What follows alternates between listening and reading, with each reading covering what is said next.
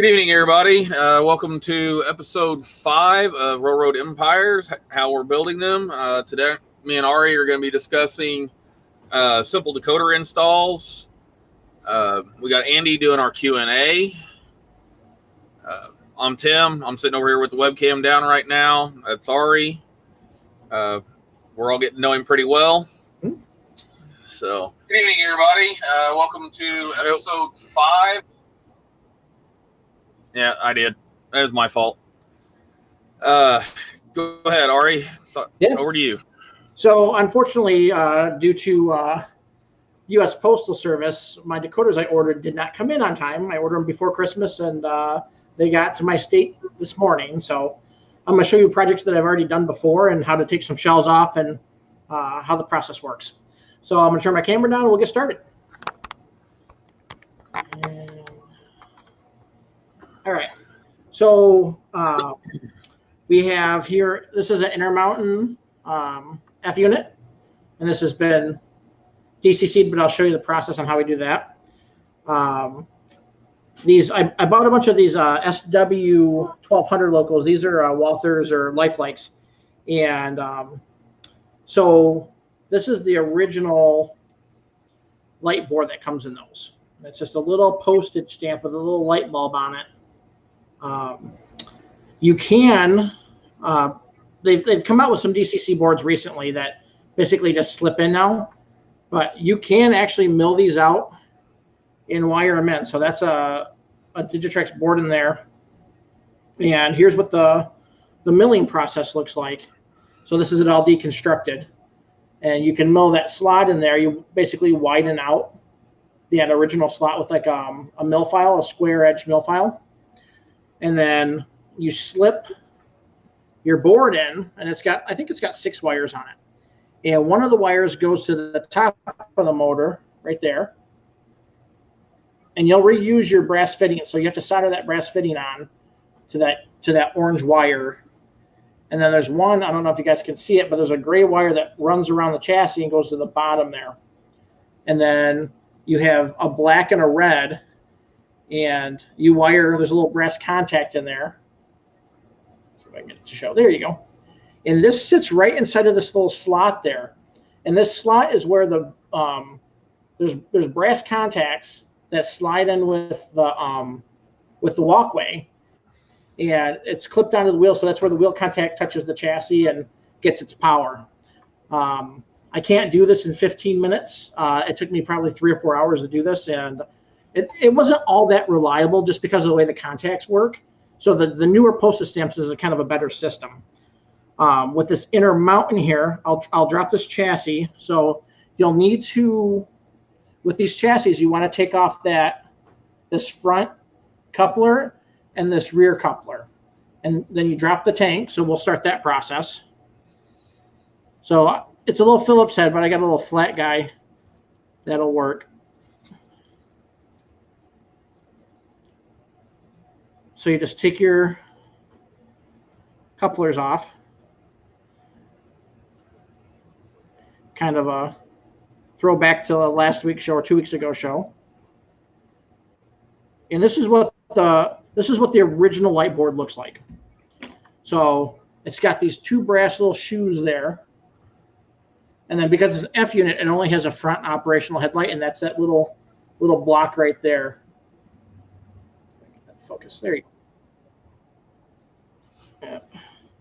So with this, you want to take and open the shell. And so you spread the shell right next to the fuel tank. And then get your thumbs in there.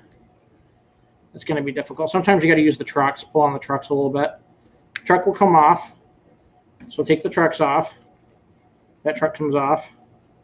And those just pull off. That drops. And then you get your hands between where that brass contact is. Just give it a pull.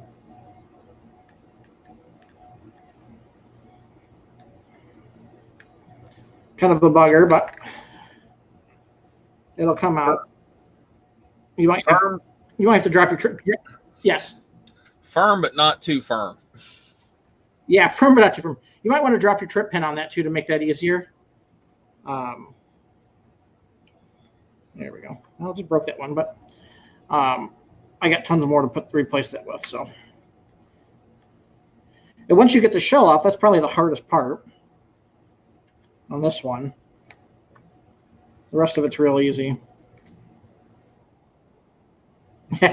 So now the shell's off, and you can see that this board sits right. It's beveled into the chassis, and it just sits right in there. You take a Phillips screwdriver, and there's only 2 screws holding this on, and you just take your screwdriver, and I'll take my Phillips here. You just remove these screws.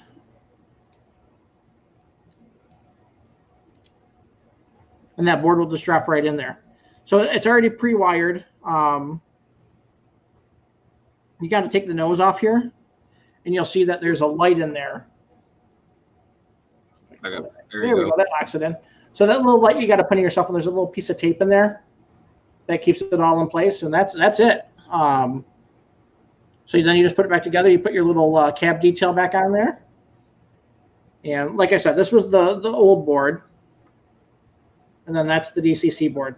And it just plops in. You make sure that these brass contacts are locomotive forward on the cab. Sorry about that. So that drops in just like that, and you're good to go. Just put your shell back together and put your trucks back on. If you have to, sometimes with like the Atlas ones, you'll see there's wheel screws right there you got to unloosen for your wheel sets. So if it's a bugger to get back in there, just loosen those up a little bit, and you'll be able to get your wheel sets back on. So now we're going to hop over to an Atlas locomotive. This is a GP9. This one, I was waiting for the board to come in, but I'll show you how to take it apart and take the light board off. And then when the light board comes in, probably later this week, I'll put it in. So this is the same thing. You want to drop. You want to pull your shell apart there at the fuel tank and just lift up with your thumbnail a little bit. 2-handed operation. That pops off. And then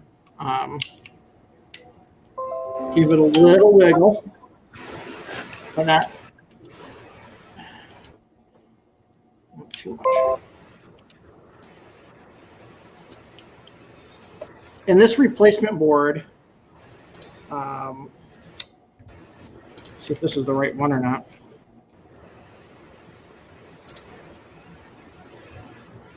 This is not the right one that I have, but it's the it's like a DN163A.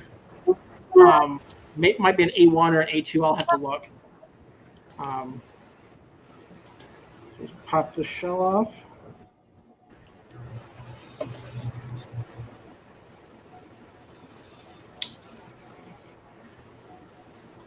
You might need a screwdriver to get the shell to release, because there's a couple points on it that could stick.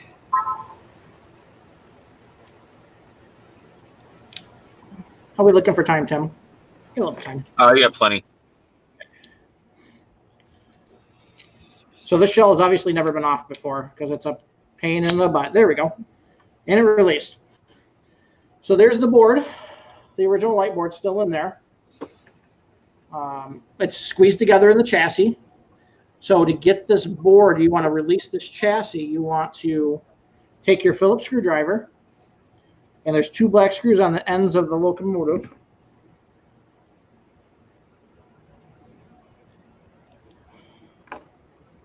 Get those to open up.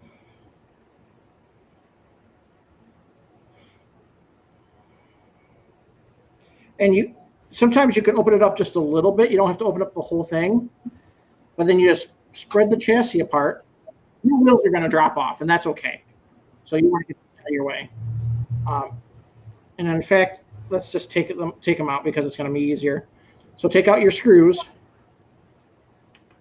and make sure you are working someplace where you don't lose all your parts, the little bits. So then it opens up.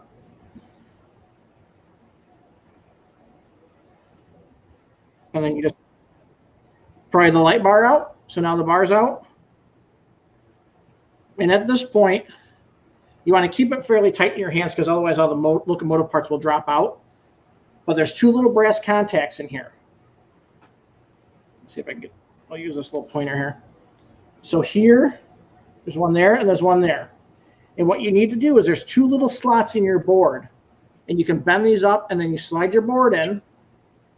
And then you clamp it back together and then squeeze it back together, put your trucks in, tighten your screws, put the shell back on, and you're good to go. So any questions so far there, Andy? Not yet. Big Bill said, Big Bill mentioned about in-scale being a challenge, a particular challenge. I mean, I think you probably get used to that challenge, but the manufacturers at in-scale have made it a lot easier, right? They've got the light board replacements and stuff that have made this a lot easier. Oh, gosh, yeah. So it's just time and patience. The first one will be your toughest one, obviously, and then as you get through it, and I bet you 5-6 years ago, I wouldn't have been able to take this apart in 3 minutes, you know? Getting it back together might take a little bit longer, but I'm going to actually leave this apart for now because the board's coming in the mail, and I'll drop the board back on and put that back together.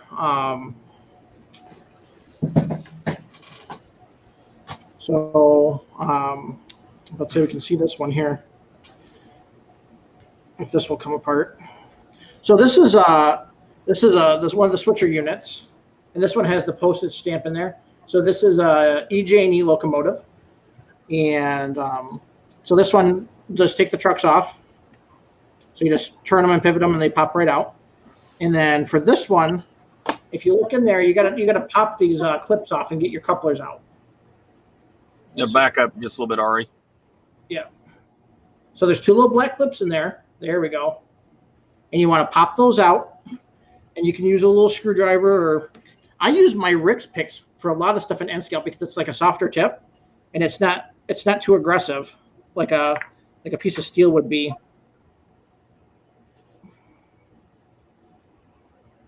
Oh, look what I found in there. I found a metal trip pin in my motor. Ooh. So here's another thing, those brass contacts I was telling you about. So the brass contacts are molded onto this chassis.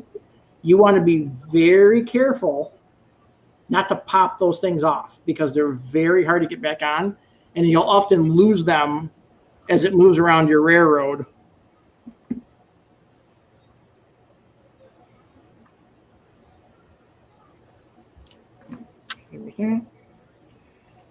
There's this one. So now those are out. Then you just drop your coupler out, and this one has shims on it. So you want to make sure that you get your shims back in. Kind of a part 2 of your of our locomotive project, and then this one has little tabs on it. So you want to make sure that you open it up.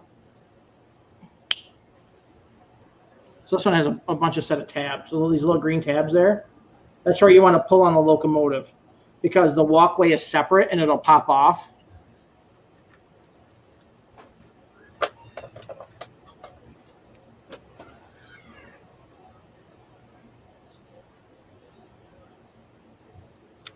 And I've already lost my shoe.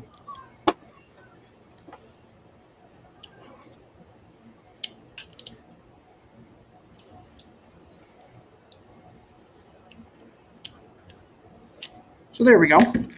So now that the shell's off, this one has like a postage stamp decoder in it.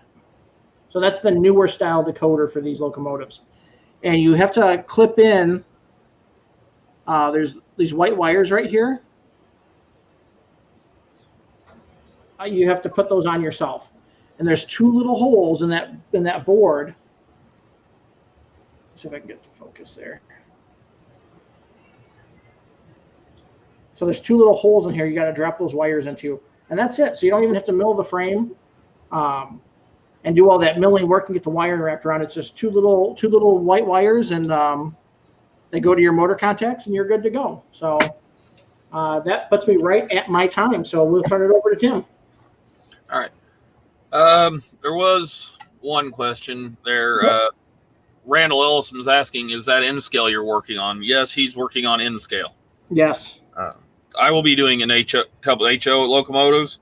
One thing I want to cover real quick with HO and any larger scale that you want to do, First thing you want to do is you want to take the voltmeter and you want to put it over on your amp setting. And you'll want to take your amp meter and you'll want to set it up for amp reading. You'll take a DC power supply and you'll put this in line with your power supply. Put one contact on your power supply, the other contact on your rail, and your other contact from your power supply goes directly to your rail. And you're going to take the locomotive, you're going to turn it on full power, you're going to hold it, and you're going to press down on it till the wheels stop. That's stall. Once it's at that stall point, you're going to take a reading off that. As long as it's below what your decoder is rated for, you should be good to go ahead and install a decoder. Most decoders are 1.5 amps. All my locomotives I've already tested, and they're within the specifications. The first locomotive I'm going to show you is a Walther's mainline or train line locomotive. It's really simple to get into. Basically, you just take it, spread the shell, and this one's already had decoder installed, and I had to hardwire it.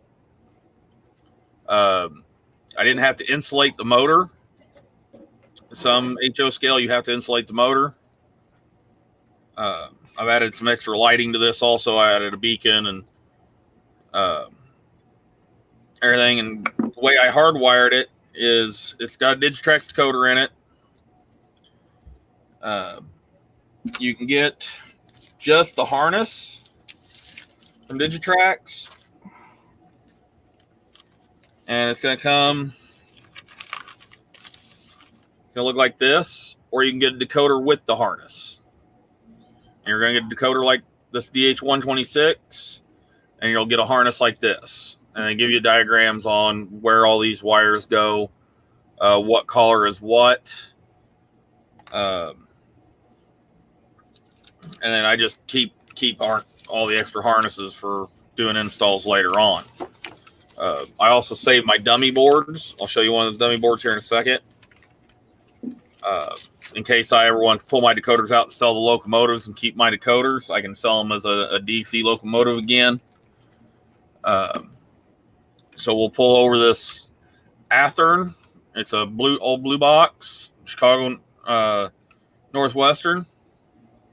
Similar to RE's N-scale locomotives. We're going to remove our coupler boxes.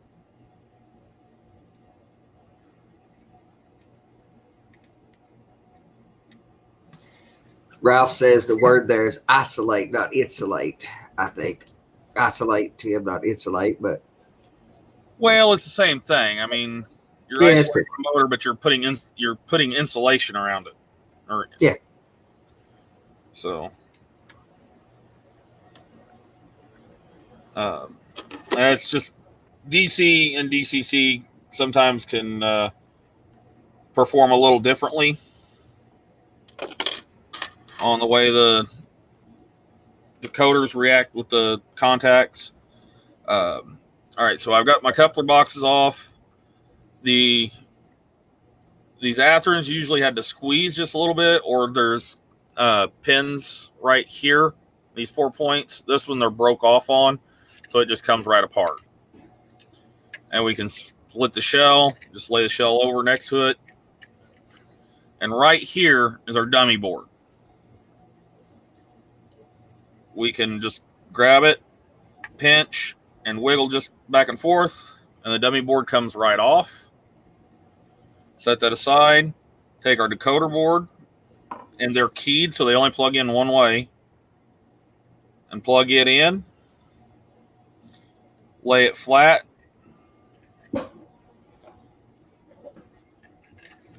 And we just set it back together. We can reinstall the coupler boxes.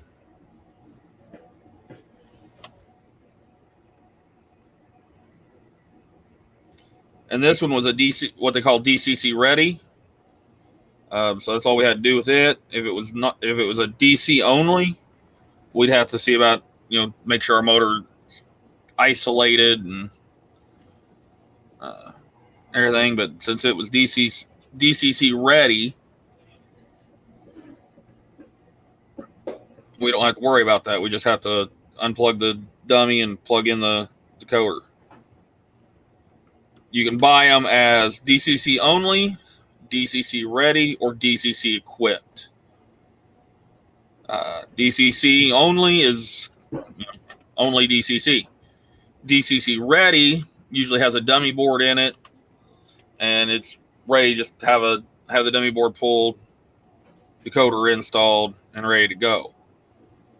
There's also DCC ready with sound, which means it already has a speaker installed. The speaker's just not wired up or hooked up to a decoder. So there's no sound yet until you install the decoder. It may be wired to a main board, or it may just be sitting in there, with the wires. I've not really messed with one yet that's DCC ready with sound. Most of mine are either DC or already DCC ready. So then we can put that one over to the side. The next one I'm going to show is a Scale Trains Tier 4 Gevo. This is an operator series. It's got a lock sound, essential sound unit in it already. And I'm going to go ahead and upgrade it to a full version 5. So it's the same situation. Pull our coupler boxes out. Get in here and get on the screw.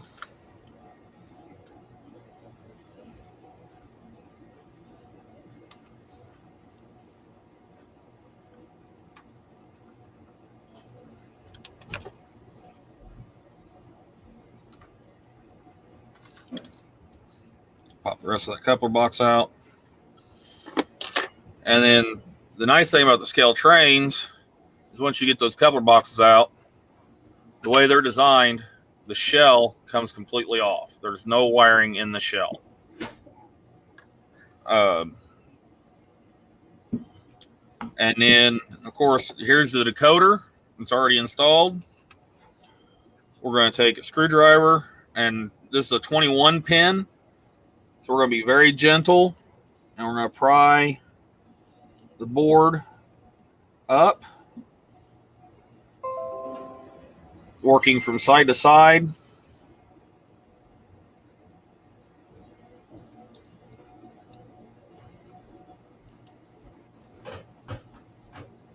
So as not to bend any of the pins. We're going to set that board off to the side because I can save it for another install later on, even though I can't change the sounds in it. We'll get the new decoder out. It's a 58429 21 MTC plug decoder. It's got 2 wires on it already for speaker, but since it's a 21 pin, there's already speaker terminals in it. So I'm actually going to take, and I know this is going to scare a lot of people, I'm going to cut these 2 speaker wires off. And the way these install is they install with this plug facing up. And we will get it here. It's actually going to install facing the other direction because of, like I said, they are keyed. And we'll double check, make sure that's correct. And we get instructions with it. And as you can see, let's turn it this way. It shows you in the instructions how to mount the decoder. There's your main board. There's how your decoder sits on your main board.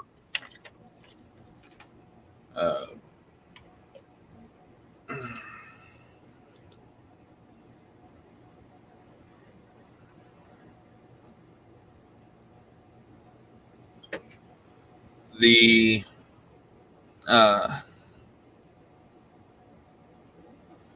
try to think here. All right, so now that's in there. So we can put the shell back on.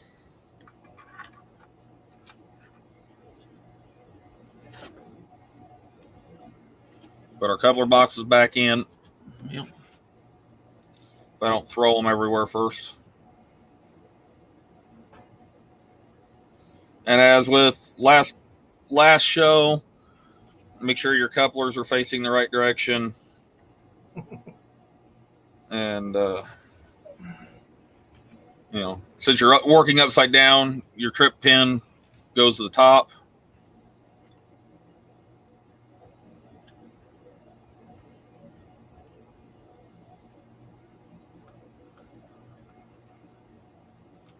And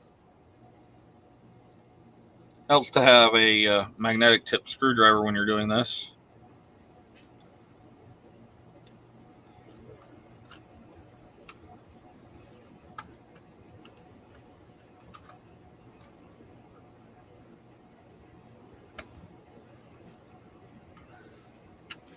Something else to remember is not to over torque your screws.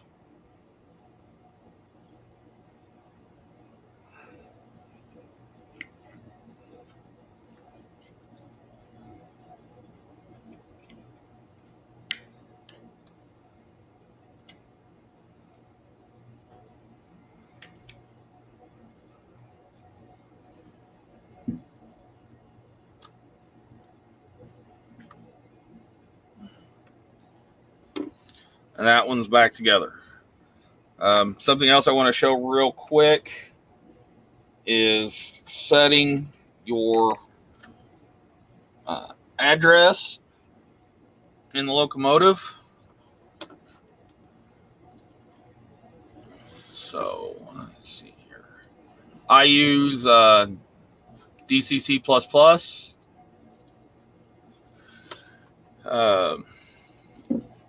So what we're going to have is I'm remoted into it. I'm going to switch over to my programming track, which is what my locomotive's setting on here. And this one back. We're going to go to our tools, programmers, service mode programmer. And it's a mirror image for us, so it looks a little funny. Well, let's see here then. I got a mirror somewhere here anyway, but yeah, let's see. Transform.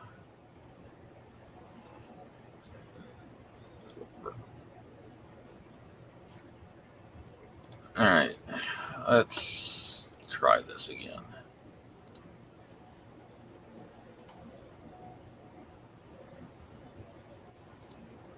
Oh. While you work on that a second, Ralph mentions that the DCC with sound or DC with sound, the sound will typically work on a DC system, or even if it has DCC with sound, typically the sound will work in a very basic configuration, even on a DC layout. Obviously without the DCC controls. So yeah. I've seen both of those situations, and I always test my locomotives on DC to begin with anyway, and I've noted sound. Yeah, the reversing, the screen looks good now. So thank you. Yeah, go ahead, Rob. I guess there's a question in the chat, Andy. So they're asking about the wires being cut off is one thing, but then now if that locomotive had no DCC sound decoder in it, you'd have to leave the speaker wires attached to the decoder. Is that right? Or are those speaker wires coming through the 21 pin, I think? Those speaker wires also go through the 21 pin. So if it's already got a speaker in it and hardwired to the main board, then you don't need those wires. If you don't have a speaker already wired to the main board or spot on the main board for the speaker, you'd want to use those to wire to a speaker. So in our JMRI, we're going to read from the decoder, the type of decoder it is.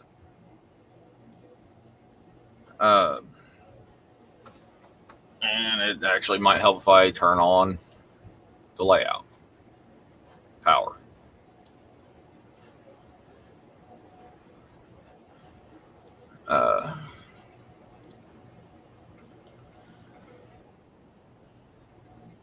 So it's identified it as it could be, one of these four types of decoders. This is a 126D, which I've already got it. It's already been programmed, so I'll just identify it. And it's going to tell me what locomotive it's in. I'm going to open the programmer, and I opened the wrong programmer. Damn it. I just want a basic or an advanced or a basic programmer. I don't need the ESU programmer for this. There you can see I've already got information put in it. Go to the basic tab, and there's the address. I use a 2-digit address, and I use the last 2 digits of the address. And we'll just write the changes on this sheet. And now the address is set in this locomotive for address of 26. On the ESU decoders, I have a lock programmer. So we'll pull up the lock programmer.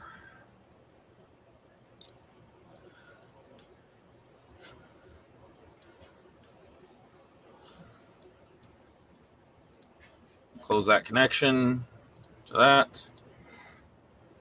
We will switch over to the programmer. Put the ESU engine on here.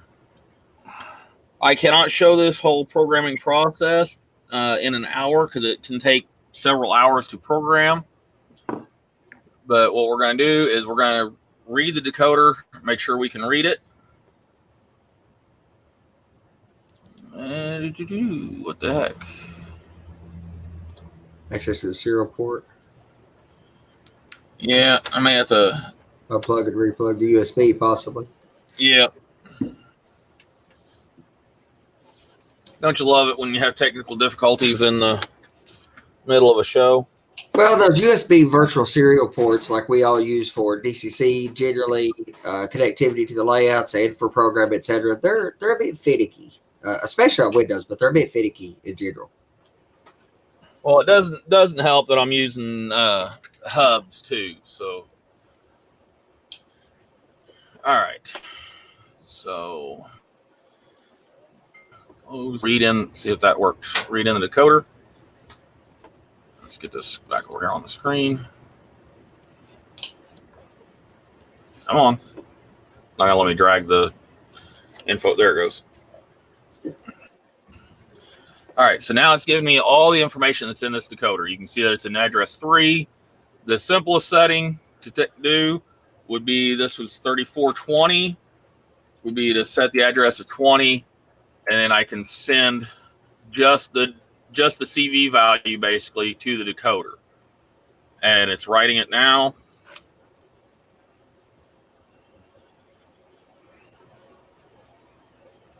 And apparently there was a firmware update also.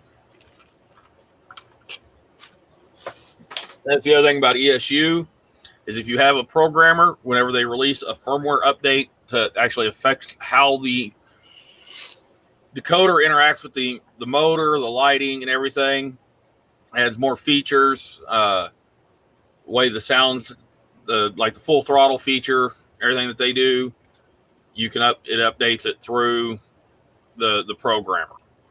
So if they change something in the way that decoder actually functions, you can get that change whenever you have the programmer. It automatically, when you pull in the programmer or pull the locomotive into the programmer, it goes out and checks the web to make sure that you have the latest firmware on it. So now we're done with that. So now this locomotive will actually respond to address of 20, and I can test it with the programmer. So it's got light, have engine sound somewhere here. There we go. So it's just bass sounds in this engine now. I downloaded the Gevo sound file from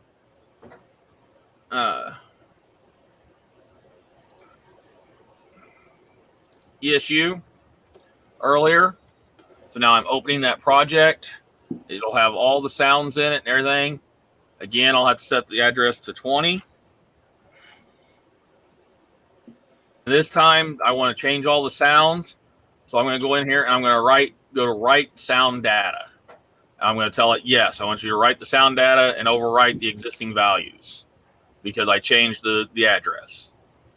Now this is the process that's going to take the longest. It can take up to a couple hours because you're writing all these sounds into the decoder. And with that, I believe we should be done for tonight. We got any other questions, Andy? No, a couple things mentioned. Marty mentioned that he runs Loc Programmer on a Win 7 machine with the serial port for that reason, for part of that reason. And Windows 7 doesn't have some of the security conditions that would control serial port access and user control. So I could see that being a benefit. The security, having a Windows 7 machine worries me around a bit now, worries me because there's some known security vulnerabilities. But as long as you keep it off the internet most of the time, I think you'd be okay and aren't trying to use it as a daily driver. Randall Elson mentioned that he was interested in the DCC++, but his methods of programming are a little more old school because he doesn't have a computer or Wi-Fi, which all you need for a plus or any DCC or whatever DCC system you already have. If you're already programming, then you already have subsystem. Any computer that's 20 years old with a USB interface basically would let you have the ability to use Loc Programmer and or JMRI, and which I think using Decoder Pro is kind of a gimme, and it's worth the cost of admission. And then everything else, if you use any other feature of JMRI, it's just a freebie. But it doesn't take much of a computer. It wouldn't require internet access under once you get it set up even, and it shouldn't require Wi-Fi, especially if you can get a wire run to it. No. But you wouldn't even require internet generally. And I was just actually connecting via my Wi-Fi over to my Ras Pi. The Raspberry Pi is what's actually running my DCC++ system with the JMRI. The DCC++ system's, of course, running on the Arduino with the motor shield, but then I'm using the Raspberry Pi to actually run JMRI to control the DCC++. And so I remoted into my Raspberry Pi to get those pull up Decoder Pro. Yeah, and you can run Decoder Pro locally on your Windows computer as well. Yeah. And connect to JMRI over the net with a DCC++ server connection.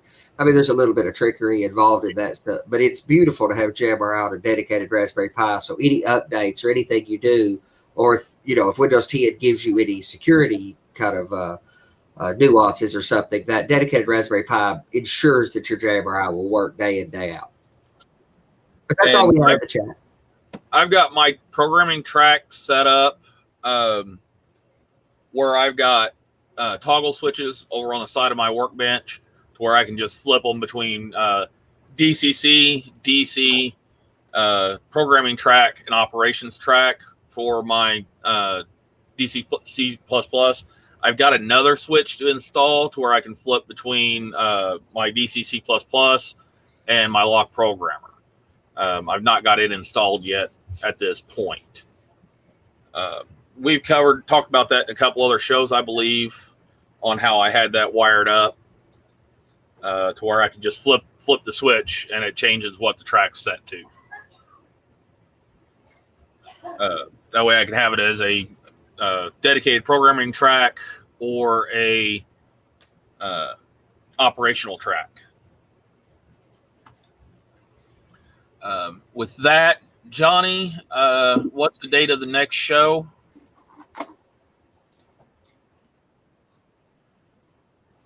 We've got Big Bill coming up on the 13th, and then our next Railroad Empire show. So the 60th is episode 6. It's backdrops with me and Robert on the 16th, and Johnny's on the 14th. So we've got a full week that week. So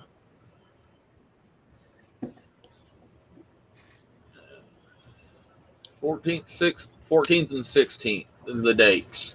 All shows are at 9 p.m. Eastern Standard Time.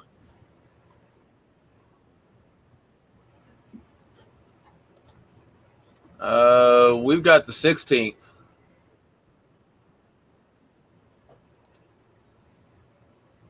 I bet you didn't get the updated schedule.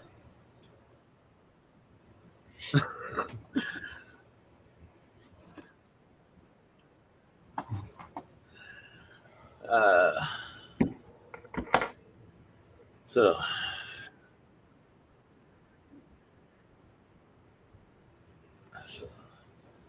yeah, Robert forgot to get with you on the updated schedule, I guess, Johnny. So, anyways, I guess that's the end of the show for tonight. Hope you guys enjoyed it. Thanks for tuning in and watching us.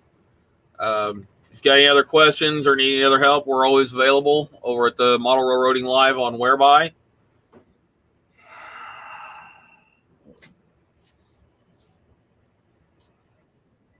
I believe that should be all for tonight.